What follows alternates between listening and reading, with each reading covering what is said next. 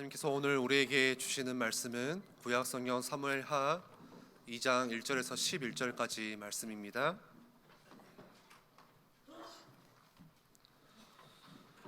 제가 봉독합니다. 그 후에 다윗이 여호와께 여쭈아뢰되 내가 유다 한 성읍으로 올라가리이까? 여호와께서 이르시되 올라가라. 다윗이 아뢰되 어디로 가리이까? 이르시되 헤브론으로 갈지니라. 다윗이 그의 두 아내 이스라엘 여인 아히노암과 갈멜 사람 나발의 아내였던 아비가일을 데리고 그리로 올라갈 때에 또 자기와 함께 한 추종자들과 그들의 가족들을 다윗이 다 데리고 올라가서 헤브론 각 성읍에 살게 하니라. 유다 사람들이 와서 거기서 다윗에게 기름을 부어 유다 족속의 왕으로 삼았더라.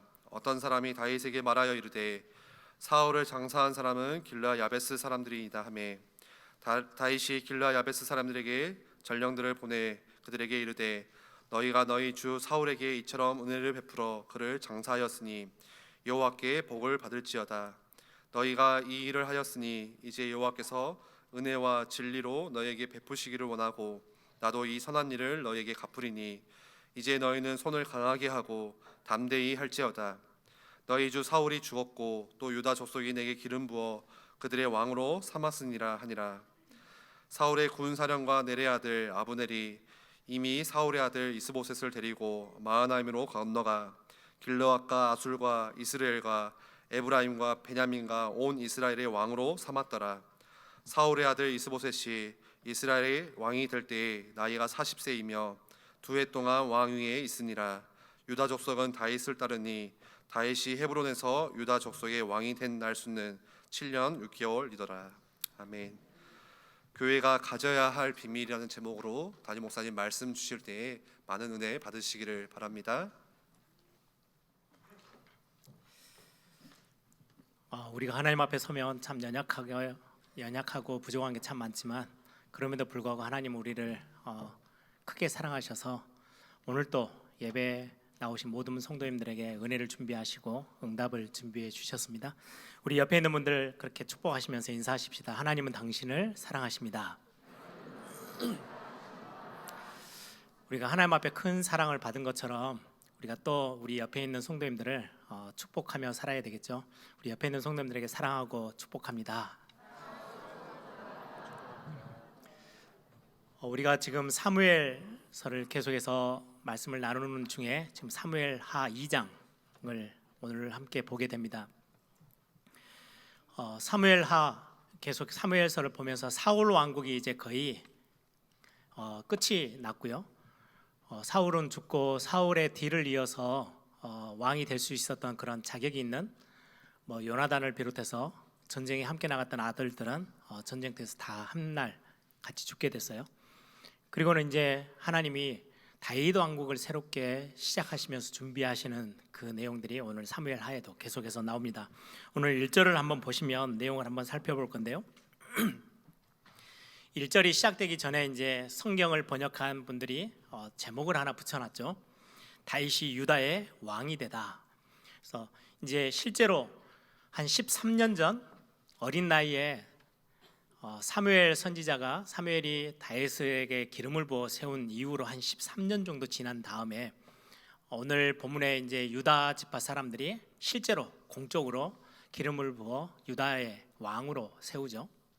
이제 그 내용들이 나옵니다. 지금 지난주까지 여러분들이 같이 살펴봤던 부분 중에 지금 다윗이 600명의 자기들을 따르는 군사들 그리고 그 식솔들까지 하면 거의 한 2,000명이 넘고 한 3,000명 가까이 된다 그랬죠. 그 많은 숫자가 이제 시글락이라는 블레셋에 속해 있는 성읍 시글락에 머물고 있는데 이제 사울이 전쟁터에서 죽었어요. 그리고 나니까 이제 분위기가 어떻겠어요? 이제 전세는 굉장히 어려워지고 이스라엘 백성들이 술렁술렁 거리겠죠.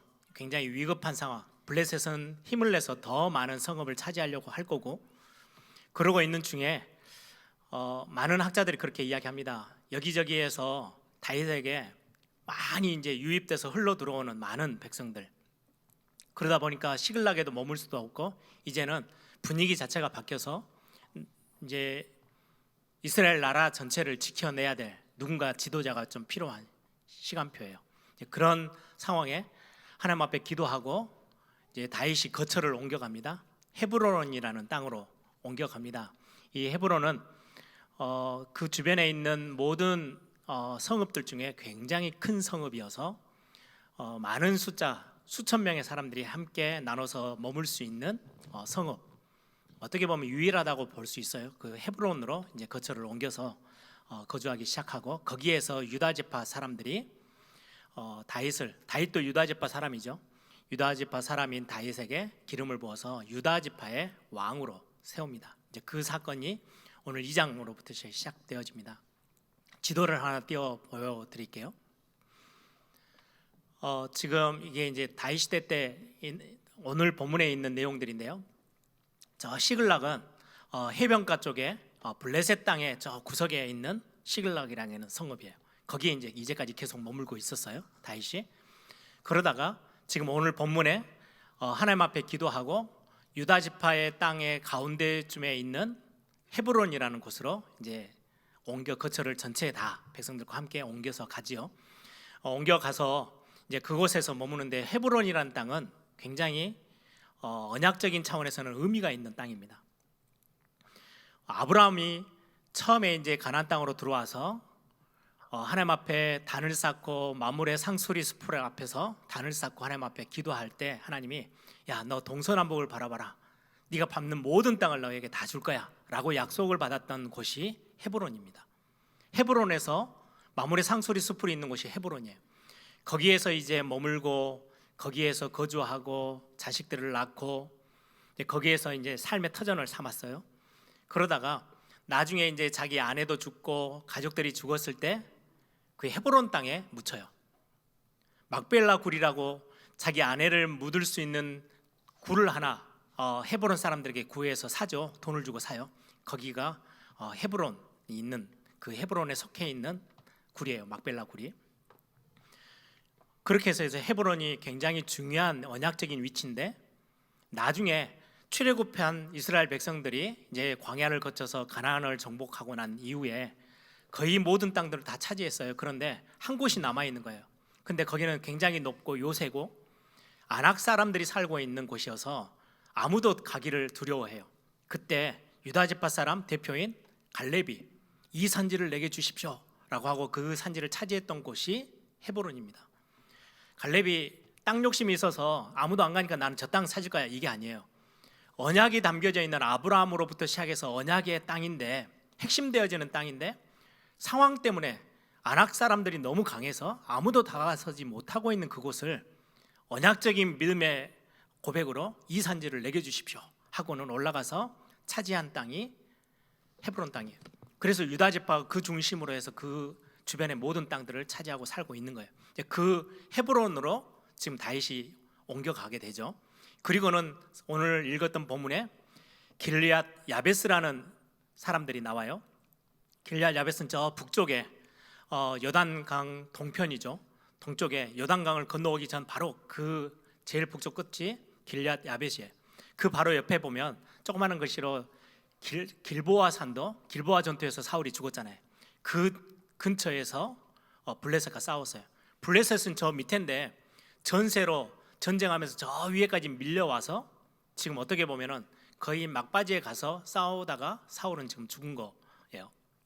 그 길리앗 야베스 사람들이 오늘 나오는데, 길리앗 야베스 사람들이 사울이 죽어서 블레셋 사람들이 목을 베고, 사울의 목을 베고 몸뚱아리만 성벽에다 걸어놔요. 그게 너무 치욕스러운 모습이잖아요. 그래서 길리앗 야베스 사람들이 그거를 밤에 쳐들어가서 사울 왕을, 저 시신을 건져다가 그래도 명예롭게 장사를 지내준 사람들이 길리앗 야베스 사람들이에요. 그리고 이제 나중에 본문에 보면 아브넬이라는 사울 왕의 군대 장관이 어떻게 보면은 왕위를 전달받을 수 있을 상식적으로 그런 요나단과 그 아들들, 사울의 아들들은 다 전투에 나가서 다 죽었어요. 오늘 본문에 보면 이스보셋이라는 사울 왕의 아들이 하나 나오는데, 별로 이렇게 사람들한테 인정도 못 받고 왕에게도 인정 못 받았던 이스보셋이라는 아들을 데리고 가서 바로 옆에 동그라미를 제가 그 길앗 야벳 밑에 보면 마하나임이라는 성읍이 나와요. 거기까지 가가지고 거기는 지금 요단 동편이에요. 요단강을 다시금 반대로 건너 나가야 있는 도시. 거기에 가서 이스라엘의 왕으로 아브넬이 세웁니다. 군대 장관이 사울의 아들 중에 아무 별 볼 일 없는 사람을 왕으로 세워요. 그게 오늘 성경의 본문의 내용이에요. 지금 지역들을 어느 정도 이제 여러분들이 그림이 좀 잡히죠? 이런 그림들 속에서 오늘 본문들을 같이 함께 나눠 보려고 합니다. 거의 이스보셋이 왕으로 세워지면서 마지막 오늘 본문의 끝물에는 사울 왕의 군대 장관, 이제 사울 왕은 이미 죽었고요. 군대 장관하고 다윗 왕의 군대 장관인 요압과 아브넬이 싸움을 하고 전쟁을 하는, 어떻게 보면 사울 왕국과 다윗 왕국의 마지막 대립이에요. 그 장면이 오늘 2장 마지막 부분에 또 이제 기록되어져 있는 게 오늘 전체 사무엘 하의 2장의 내용의 흐름입니다. 오늘 전체적인 내용들을 보시면 거의 이스라엘 백성들은 지금 블레셋에게 밀려가지고 왕을 세우는데, 아니 이스라엘 자기네 땅에 한복판에서 세워도 될 건데 지금 마하나임까지 넘어갔어요. 그 말은 굉장히 전세가 많이 밀려가지고 거의 쫓겨나다시피 요단 동편까지 쫓겨나서 거기에서 아브넬이 그 사울의 왕 아들을 왕으로 세우죠. 이제 그런 장면이 나옵니다. 전체 분위기가 굉장히 어려워 있고 이스라엘 나라의 전체적인 큰 위기가 찾아와 있는 지금 상황이에요. 지금 오늘 내용에 보시면 이스보셋이라는 사람이 아들이 왕으로 지금 세워져요. 네, 오늘 특징이 하나 있어요. 이스보셋은 사울 왕의 아들이지만 아무 능력이 없어요. 힘도 없고 이스라엘 백성들이 왕으로 세우려고 생각도 안 했던, 그래도 오늘 보면은 왕으로 세워지는데 특징이 하나 있어요. 하나님께 기름 부음 받았다는 이야기가 없어요. 그러니까 이스보셋은 하나님이 인정하지 않는 사람이에요. 또한 이스라엘 백성들이 추대해서 세운 왕도 아니에요. 누가 세웠냐? 사울 왕의 군대 장관 아브넬이 자기 욕심에, 그러니까 아무 힘 없는 사람을 사울의 아들이라는 이름으로 그냥 왕으로 세워놓고는 자기가 왕노를 하고 있는 지금 그런 어떤 모양새예요. 자기가 전체 모든 것들을 다 손에 쥐고 흔들고, 군대 장관이다 보니까 왕으로 등극하기는 힘들어요. 그래서 명목상 사울의 아들 중에 한 사람을 왕으로 세워놓고는 자기가 지금 다 왕 노릇을 하고 있는 모습. 그래서 백성들이 세운 것도 아니에요. 아브넬이 그냥 세웠어요. 하나님께 인정받아서 기름 부음 받은 것도 아니에요. 반대로 다윗은 13년 전에 사무엘에게 기름을 받아 세워졌지만 유다 지파 사람들, 오늘 4절을 한번 보세요.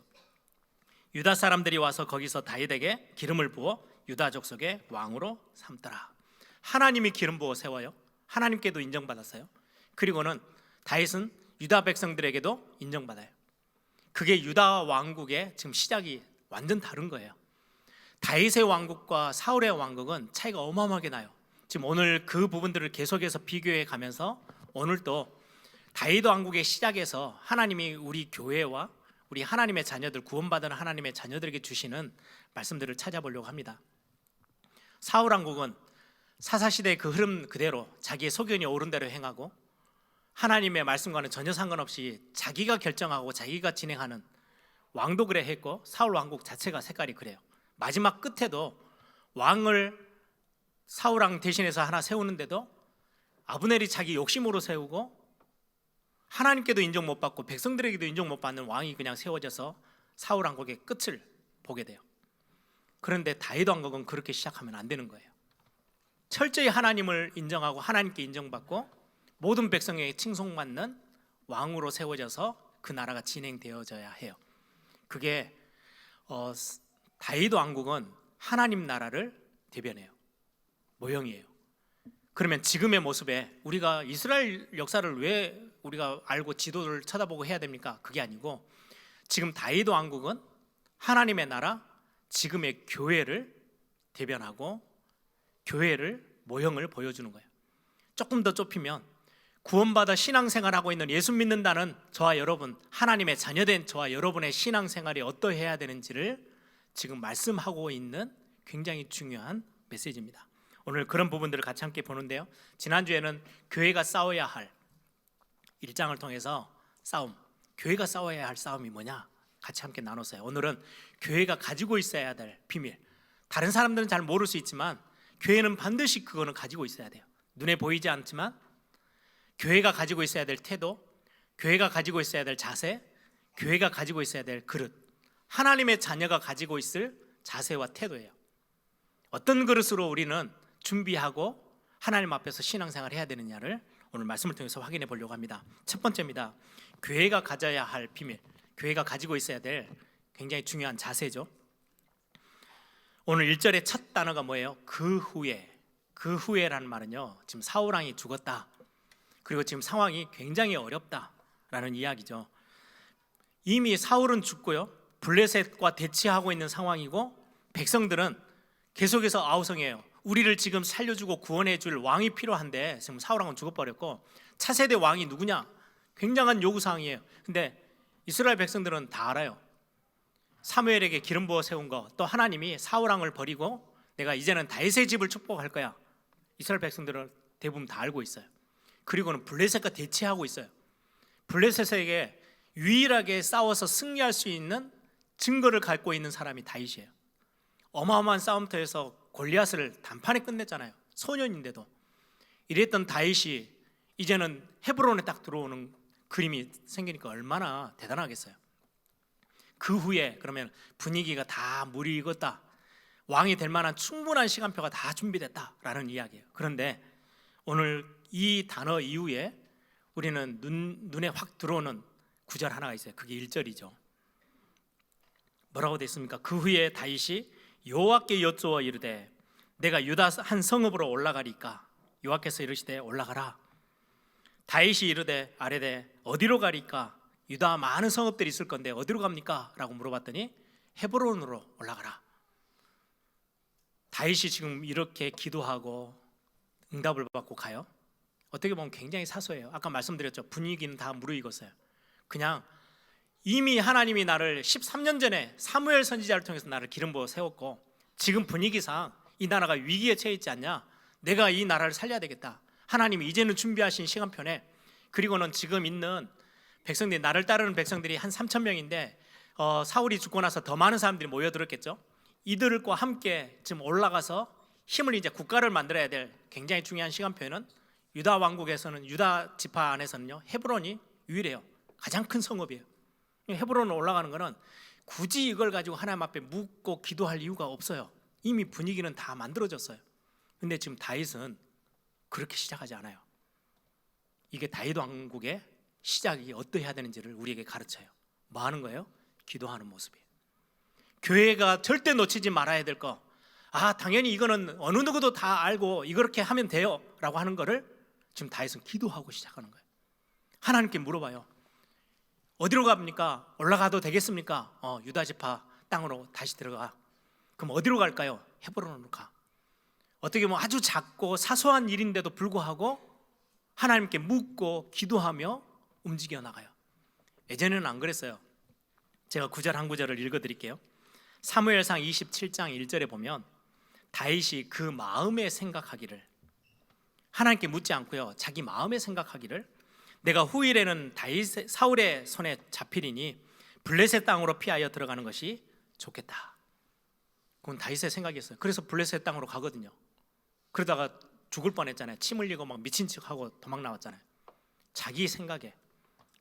그때만 해도요, 어떨 때는 기도했다가 어떨 때는 자기 마음이 생각되는 대로 또 움직였다가, 라마나옳, 사무엘이 있는 라마나옳에 거저할 때는 아주 좋았어요. 응답도 받고 막 하다가 어느 순간에 위기가 딱 다가오니까 하나님께 묻지 않고 요나단을 찾아갑니다. 어떻게 하면은 방법이 있겠지, 또 찾아가요. 방법을 찾아 나서요. 이러던 다윗인데 그게 10년, 13년의 시간이 지나오면서 하나님이 하나씩 하나씩 건드려서 이 사소한 일, 별것도 아닌 일에 곧바로 하나님 앞에 물어요. 이게 교회가 가지고 있어야 될 색깔이에요. 다윗 왕국은 이렇게 시작하는 거예요.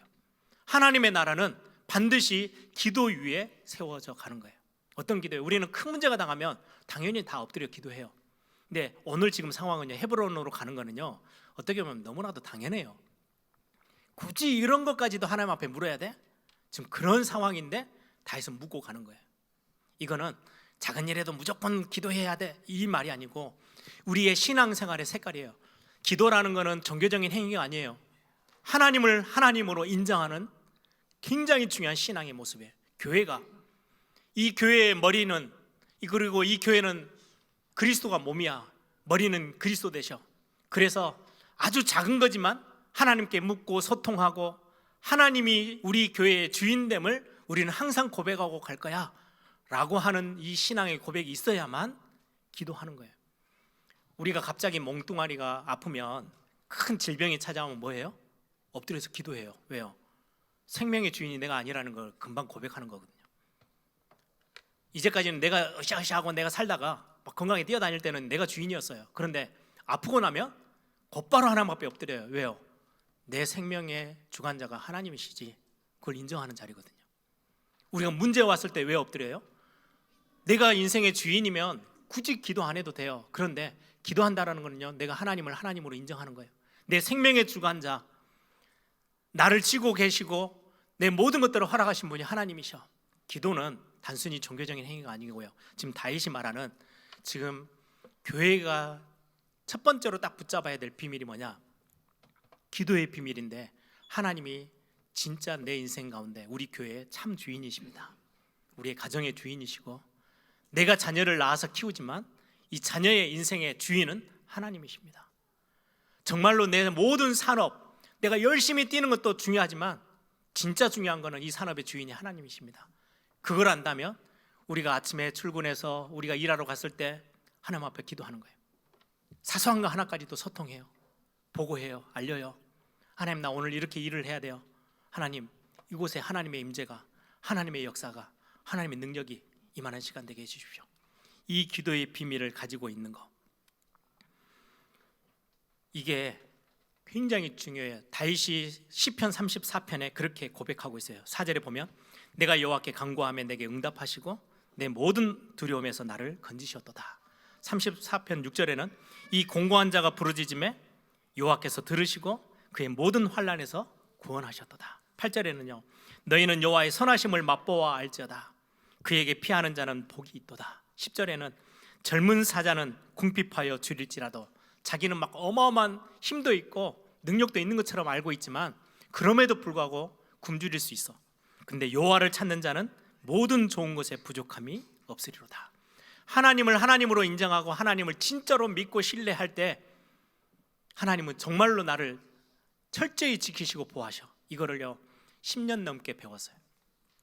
이게 다윗 왕국에서 가장 필요한 하나님이 원하시는 부분이에요.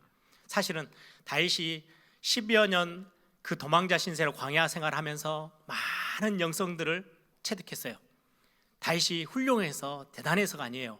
시각을 좀 바꾸면요, 하나님이 어마어마한 열심으로 다윗을 그렇게 만들어 내셨어요.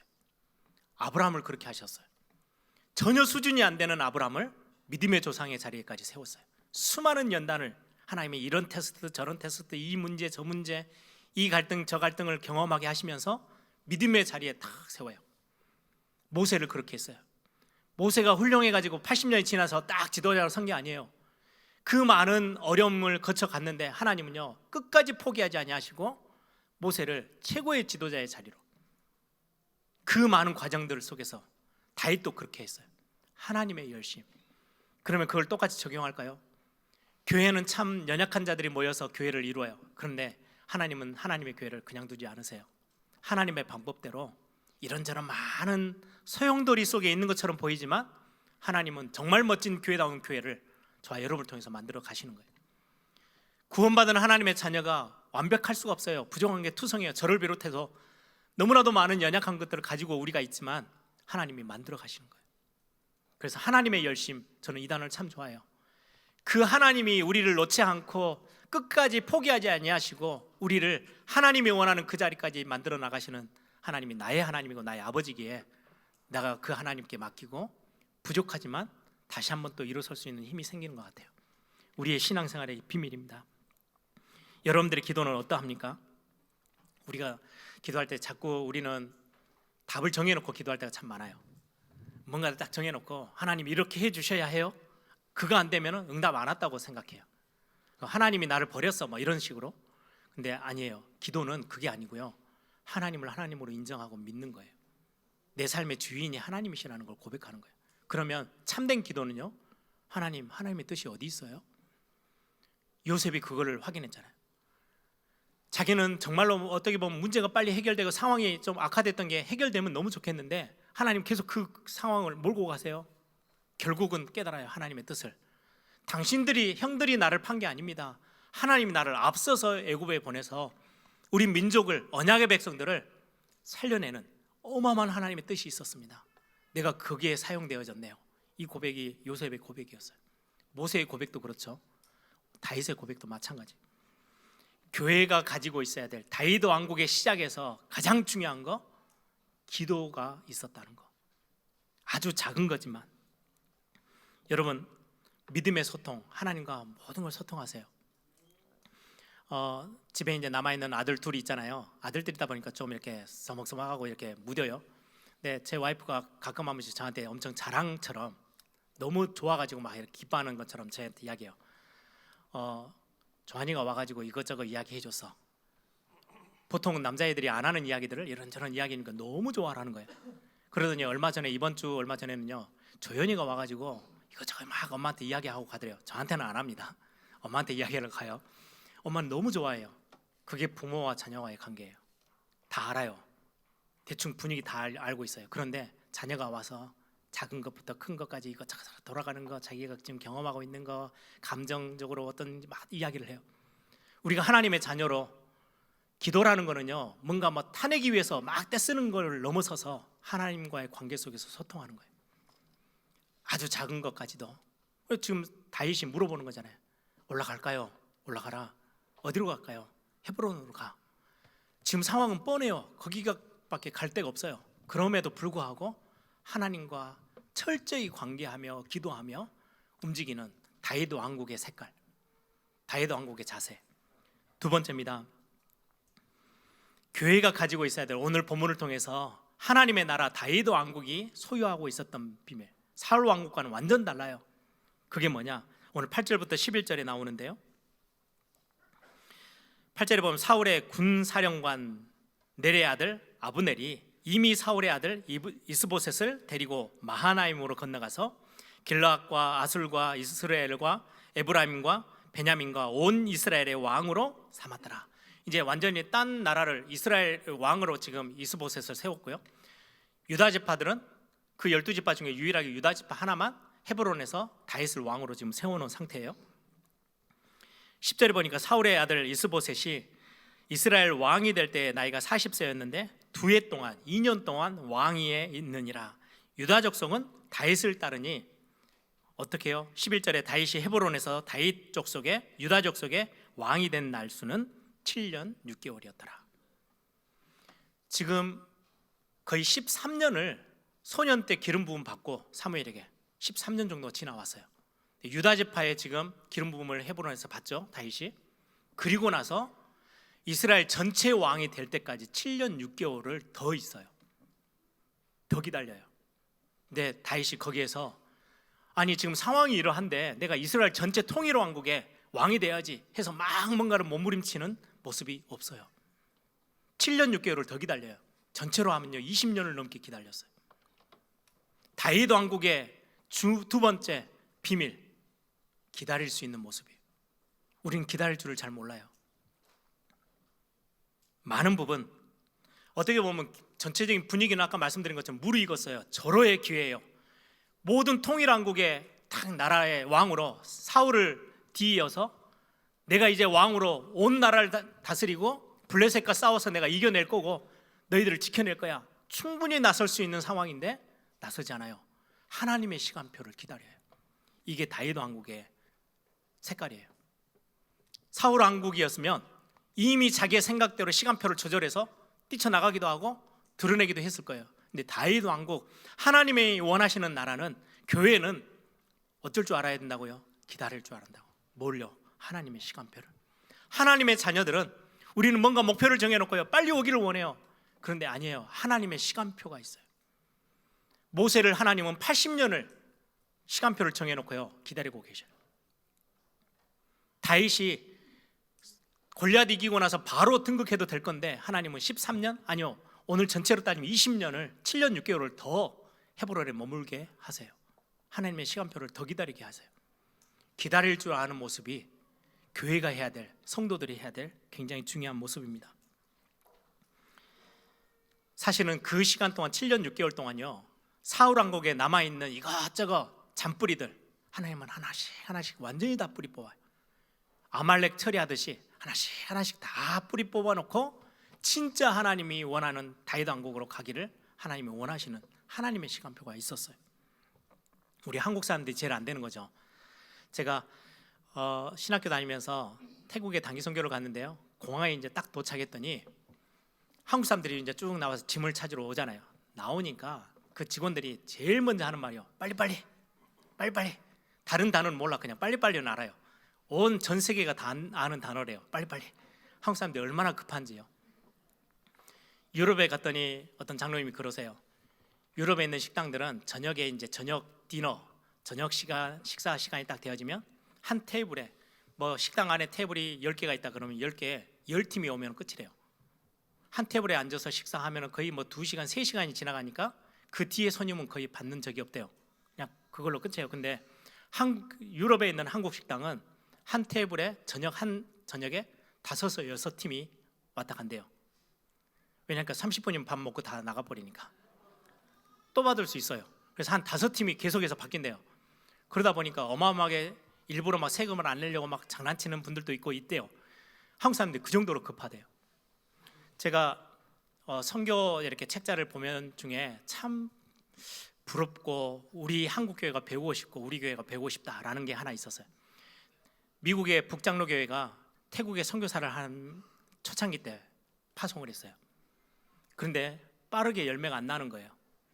그리고 기록에 보니까요, 첫 세례 받은 신자가 나왔는데 그게 19년 만에 나왔어요. 제가 보면서 야, 19년 만에 새 신자가 생겼네. 저는 그게 놀란 게 아니고 19년 동안 후원하는 교회가 후원금을 안 끊었었네. 그러니까 선교사가 계속 사역을 한 거잖아요. 우리 한국 같았으면 어땠을까요? 한 3년 지났는데 세례교인이 한 명도 안 나와, 전도가 한 명도 안 됐다는 말이에요. 그럼 이미 선교업이 끊고 이미 한국으로 다 송환 조치해가지고 사역이 끊어졌을 것 같아요. 근데 미국의 그 교회가 저력이 있는 게요, 선교사가 가서 19년 동안 세례교인 한 명도 안 생기는데 교회를 세워놓고 후원하고 있는데 그럼에도 불구하고 끝까지 밀고 있는, 야, 이거 진짜 하나님의 성품 좀 기다릴 줄 아는 교회의 모습인데 우리 한국 교회가 너무 빨리 이렇게 하다 보니까 뭔가 열매 중심, 결과 중심으로 너무 많이 가지 않나? 뭐 이런 생각들도 하게 됩니다. 5만 번이나 기도응답을 받았다고 하는 조지 밀러가 그런 고백을 해요. 결코 하나님을 앞서지 마라. 결코 성령 하나님을 앞서지 마라. 결코 기도를 앞서가지 마라. 기도하고 기다리는 거예요. 하나님의 시간표가 있어. 우리가 기도보다 앞서서 뛰면 실패하는 거야. 지금 다윗 왕국을 통해서 우리에게 알리는 하나님의 메시지예요. 하나님의 자녀들이 어떨 때는 상황이 어려울 수 있어요. 답답할 때도 있어요. 문제가 와서 빨리 해결이 돼야 될 것 같아요. 기도해요. 근데 제일 안 되는 거, 기도해놓고 못 기다리는 거예요. 하나님의 시간표를 기다릴 수 있는, 이게 다윗 왕국의 또 교회가 가지고 있어야 될 굉장히 중요한 부분이에요. 하나님은 하나님의 시간표가 있어요. 하나님은 살아계세요. 죽지 않으셨어요. 우리 기도를 들었어요. 그럼에도 불구하고 왜 응답이 더딜까요? 아니요, 하나님의 시간표가 분명한 완벽한 시간표가 하나님의 손에 있기 때문에 그래요. 하나님은 신실하세요. 응답 주세요. 반드시 열매를 맺게 하세요. 하나님은 실수가 없으세요. 실수해서 놓치고 있는 게 아니라는 거예요. 여러분들 하나님을 하나님으로 완전히 믿고 기도했다면 기다릴 줄 아는 하나님의 시간표를 볼 수 있는 그런 믿음들이 우리 교회와 우리 성도들에게 함께 하기를 바랍니다. 복음이 그렇잖아요. 하나님 우리를 기다려주지 않으셨으면, 조그마한 실수 하나에 바로 하나님이 손을 댔다면 여기에 남아있을 수 있는 사람, 저를 비롯해서요, 아예 없을 거예요. 하나님 끝까지 참고 기다리셔요. 로마서 5장에 원수 되었을 때도 기다려 주셨어요. 하나님의 시간, 하나님의 방법은요, 좀 뭔가 굉장히 우리 인간하고 좀 달라가지고 시간이 엄청 빠르면 참 좋겠는데 하나님 그렇게 하지 않으세요. 우리가 이해할 수 있는 시간으로 움직이세요. 무슨 말씀이냐면 홍해도 가르시고 해와 달도 멈추게 하실 수 있는 능력의 하나님이신데 예수님을 그리스도로 이 땅에 보내실 때요, 하늘에서 구름 타고 쫙 내려왔으면 전 세계 사람들을 구원하기 너무 쉬웠을 거예요. 예수님 앞에 다 벌벌벌 떨었겠죠. 근데 예수님이 그렇게 오지 않으셨어요. 인간의 몸을 입고 어린아이로 태어나서 조금씩 자라서 키가 자라고 몸도 자라고 그렇게 해서 성년이 되어져서 공생애를 감당해요. 그러면 십자가로 올라가세요. 하나님은 그 시간표를 어기지 않으세요. 한 교회가 세워진다? 개척했는데 하나님 갑자기 막 구름대 같은 성도들을 보내가지고 갑자기 교회가 빵 하고 터지는 하나님을 하실 수 있을 거예요. 근데 하나님 그렇게 하지 않으세요. 많은 성도들이 무릎으로 기도로 눈물로 교회를 위해서 기도하고 교회를 사랑하고 섬기는 그 모습이 조금씩 커져서 한 교회가 성장해서 한 시대의 세계복음을 감당하는 교회로 서 나가는 거예요. 그래야 교회에 사랑하는 마음도 생기고 교회를 섬기는 것들도 생기고 후대들이 그걸 보면서 또 다른 언약의 유산들을 전달받고 하나님의 시간표가 길어요. 하나님 그걸 어겨가면서 갑자기 모든 것들을 뒤틀어서 가시는 하나님이 아니세요. 상식 이상을 가지고 움직이시는 거지 상식을 완전히 깨고 그러지 않으세요. 그래서 여러분들 너무 급하게 움직일 필요 없어요. 우리에게 문제가 와 있어요. 제일 먼저 나를 다루시고 내 생각도 바꾸고 내 체질도 바꾸고 그렇게 가면서 하나님이 우리의 가정과 우리 개인에게 응답을 하나씩 주시기 시작하세요. 하나님의 시간표가 있는 거죠. 그릇도 준비하게 하시고 우리의 생각도 준비하게 하시고 우리의 영적인 것들도 하나씩 다윗이 그냥 하나님의 갑자기 하늘에서 내려오셔가지고 꽝꽝꽝 때려가지고 다윗이 다윗 되게 됐으면 다윗 왕국이 어땠을까요? 다윗이 많은 걸 이해할 수 있었을까요? 다윗이 10년을 넘게 광야 생활하면서 많은 것들을 체득해요. 하나님 그렇게 하신 거예요. 그게 하나님의 시간표예요. 여러분 기도보다 앞서지 마시고 우리 한국 사람 저부터가 조급함을 넘어서기가 참 쉽지 않아요. 그럼에도 불구하고 하나님의 시간표가 저와 여러분 앞에 있어요. 마지막입니다. 교회가 가지고 있어야 될 비밀. 오늘 4절부터 보시면 길리앗 야베스 사람들이 나오죠. 아까 잠깐 설명을 드렸어요. 원래 이 첫 장면은 사울과의 만남은 사무엘상 11장에 나와요. 암몬 사람들이 길리앗 야벳 쪽 족속들을요, 그 저 지역을 쳐들어와서 둘러쌌어요. 어마어마한 힘의 세력을 가지고 막 협박하는 거예요. 너희들 다 죽일 거야. 그랬더니 겁이 나가지고 길리앗 야베스 사람들이 우리 항복할게. 평생 당신들에게 암몬 너희들에게 조공을 다 바칠게. 오케이. 그러면 우리가 들여 물러갈게. 화친하자. 조공을 다 바쳐라. 근데 조공 가지고 안 돼. 하나 더 조건이 더 있어. 그게 뭐냐니까요. 너희들 길리앗 야베스 사람들 모든 사람들의 오른쪽 눈을 다 뽑아. 그게 조건이었어요. 이게 무슨 말이냐면요, 이게 그때 당시 싸울 수 있는 군인들이 방패를 딱 들어요. 한쪽에 칼을 들어요. 그럼 방패를 다 벌리고 다닐 수는 없잖아요. 막으려고 방패를 드는 거니까 막으면 왼 눈은 가려져요. 오른 눈만 보고 싸워야 돼요. 근데 이 오른 눈을 뽑아요. 싸울 수가 없어요. 그 말은 전쟁을 더 이상 못하게 만든다는 거예요. 그럼 두 눈을 뽑으면 되지 왜 한 눈은 남겨놨을까? 농사도 짓고 조공을 바치려면 일을 해야 될 거 아니에요. 너무 잔인하고 비참하게 만드는 거예요. 이때 이 소식을 들은 사울이 막 왕이 된 다음에 이 소식을 듣고 우리 길리앗 야베스 사람들을 암몬이 건드린다고? 전 지파 사람들 다 일어나라. 가서 우리가 싸우자. 그래서요 길리앗 야베스 사람들을 구해줘요. 이게 사울 왕과의 관계가 시작됐어요. 그런데 31장에 길보아 전투에서 죽고 목이 베어지고 몸뚱아리는 시신은 벽에다가 블레셋 사람들이 걸어놨거든요. 얼마나 잔인하고 비참하고 얼마나 자존심 상하는 일이에요. 이때 위험을 무릅쓰고 길리앗 야베스 사람들이 사울 왕의 시신을 구하러 가요. 그리고는 건져와서 아주 명예롭게 장사를 지내줘요. 이 소식을 지금 다윗에게 누군가가 와서 전해주는 거예요. 근데 이게 무슨 사건입니까? 오늘 왜 교회가 가지고 있어야 될 비밀 중에 하나의 모습입니까? 사실은 다윗이 도망갈 때 노비라는 제사장들의 마을에 숨어 들어간 적이 있어요. 거기서 너무 배가 고파서 빵 몇 조각을 얻어먹었죠. 이 소식을 들은 사울 왕이 노비라는 그 제사장들이 살고 있는 지역인데도 불구하고 군사를 보내서 제사장 85명의 목을 다 잘렸어요. 그리고 그 마을 사람들을 완전히 몰살시켜 버렸어요. 다윗을 도왔다는 이유로. 지금 예를 들면 지금 상황이 그렇게 돼 있는데 길르앗 야베스 사람들이 다윗이 유다 지파의 왕으로 등극했대요. 얼마 지나면 온 이스라엘의 왕이 될 것 같아요. 얼마나 두려웠을까요? 사울 안 같았으면 길르앗 야베스 사람들은요 이미 몰살 당할 수밖에 없는 상황이에요. 정적을 도왔잖아요. 그런데 다윗이 왕이 되자마자 전령을 보내서 뭐라고 말해요? 하나님의 은혜가 너희들에게 넘치기를 원한다. 위로해주고 다독거려주고 품어주고 축복해줘요. 안심해라. 담대해라. 우리 같이 함께 갈 거야. 정치적으로 보면 굉장한 화합의 메시지인데요. 그걸 떠나서요. 지금 사울왕이 죽은 것 자체가 너무 비통해요. 다윗에게는요. 너무 슬퍼요. 애가를 지을 만큼. 그런데 사울이 너무나도 비참하게 성벽에 시신이 걸려있다는 소식을 길르앗 야베스 사람들이 듣고 그 사울을 구해서 장사를 지내줘서 너무 마음이 그 모든 일들을 다 감사함으로 받고 용납하고 품어줘요. 그게 다윗의 지금 모습이에요. 다윗 왕국이 그러해야 된다는 거예요. 교회의 모습이 어떠해야 되느냐? 용납하는 모습이 교회 안에 있어야 돼요.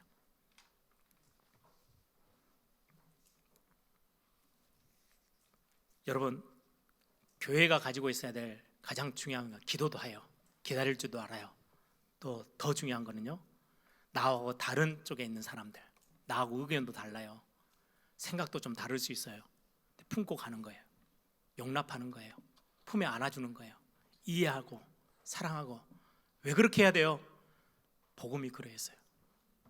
도저히 용납도 안 되어지는 죄인이며 원수였던 우리를 하나님이 찾아오셔서 아무것도 묻지 아니하시고 그냥 우리를 끌어안아 주시고 단순하게 구원받았다가 아니고 하나님의 자녀 삼아 주셨어요. 원수였던 우리를. 이게 하나님 나라 교회가 가지고 있어야 될 자세고 그릇이에요. 저는 참 이 부분들이 너무 나에게 참 부족하다라는 생각도 많이 하고요. 어떻게 하면 진짜 우리 에일교회가 우리 후대들이 보면서도 이 교회는 참 품이 넓네, 이걸 경험하게 할 수 있을까? 저는 목회의 굉장히 중요한 방향 중에 하나예요. 일도 중요하지만 교회가 넓게 큰 그릇으로 품어주는 교회의 모습, 이게 지금 다윗 왕국의 시작에서 성경이 우리에게 알려주는 모습이기도 합니다. 구원받은 하나님의 자녀, 구원했는데 왜 삶이 그 정도밖에 안 돼? 그래서 하나님이 내치는 하나님이 아니셨어요. 저와 여러분을 보시죠. 하나님이 끝까지 참고 기다리시며 품어주시고 이해해주고 공감해주고 사랑해주셨던 그 하나님의 사랑이 우리에게 오늘도 은혜로 다가와 있어요. 오늘 본문에도 보면 5절에 보니까 다윗이 길르앗 야베스 사람들에게 전령을 보내 그들에게 이르되 너희가 너희 주 사울에게 이처럼 은혜를 베풀어서 그를 장사하였으니 여호와께 복을 받을지어다. 6절에 너희가 이 일을 하였으니 이제 여호와께서 은혜와 진리로 너희에게 베푸시기를 원하고 나도 이 선한 일을 너희에게 갚을 것이다. 여기에 은혜라는 단어가 계속 나오죠. 다윗은 이걸 너무 잘 알고 있는 사람이에요. 하나님이 철저히 자기가 너무나도 많은 실수를 했는데도 불구하고 단 한 번도 내치지 않고 품어주셨던 그 하나님의 은혜를 알고 있는 다윗이 똑같이 지금 길르앗 야베스 사람들에게 베풀고 있어요. 이게 교회가 가지고 있어야 될 굉장히 중요한 비밀입니다. 말씀을 정리합니다. 기도하는 거, 하나님을 하나님으로 인정하는 거, 그리고 하나님의 시간표를 기다릴 수 있는 비밀, 그거는요 진짜 하나님을 믿을 때 가능한 것. 하나님은 진짜 내 삶에 있어서 실수 없으신 분이야. 하나님은 선하신 분이야. 하나님은 좋으신 분이야. 하나님은 능력의 하나님이시기에 지금 내가 조금 답답한 거지 하나님의 시간표는 정확하게 내 삶에, 우리의 가정에, 우리의 교회 앞에 하나님은 그 계획을 갖고 하나님의 시간표대로 우리를 움직이셔. 이 비밀이 있다면 우리는 평안할 수 있어요. 뿐만 아니라 우리 교회가 가지고 있어야 될 굉장히 중요한 그릇의 색깔이에요. 품고 용납해주고 함께 가는 거예요. 이게 교회가 가지고 있어야 될 굉장히 중요한 비밀입니다. 오늘 이 응답 가지고 우리 개인도 우리 교회도 다시금 새로 응답을 누리는 그런 축복의 이번 한 주가 되기를 소망합니다.